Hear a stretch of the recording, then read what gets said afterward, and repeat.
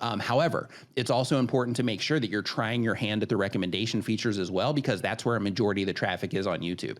For example, if you were to put out a video right now teaching people how to do whatever it happens to be that you teach people, then in that particular case, if you're, let's say that you're teaching people about, fishing, then in that particular case, if you said something, or if you frame the video for YouTube search and it's something like, like how to, thread a line or whatever it would be, then in that particular case, when you publish that video, if you target it toward YouTube search and you're not being that compelling, so that it's not really appropriate for home pages or for suggested videos, then what happens is within the next like 24 or 48 hours, sure, you can get some views from that. And even if it's a high volume search term, unless it's something that's like trending, something major, the amount of views that you're going to get on that particular video are going to be relatively limited at the time of publish.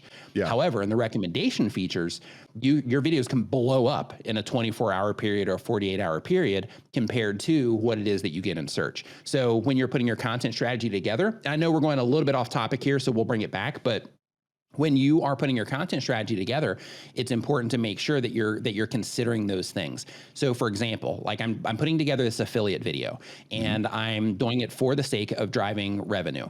And because of that, I want to make sure that that revenue is relatively consistent. So I'm targeting search for this one.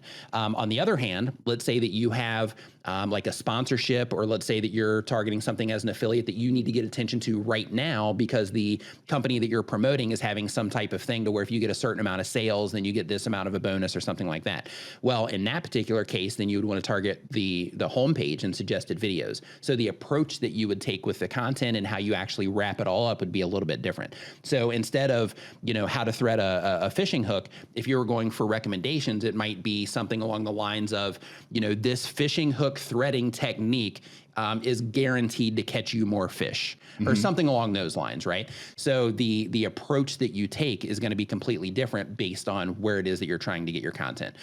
Thanks for watching Mark Savant Media. Here we're going to help you create a better content in less time and turn that attention into income. If you love this video, you're going to love these videos here. Click the one. Me and my team specially selected this just for you. Click the link. Check out the video. I'll catch you here next time on Mark Savant Media. Peace.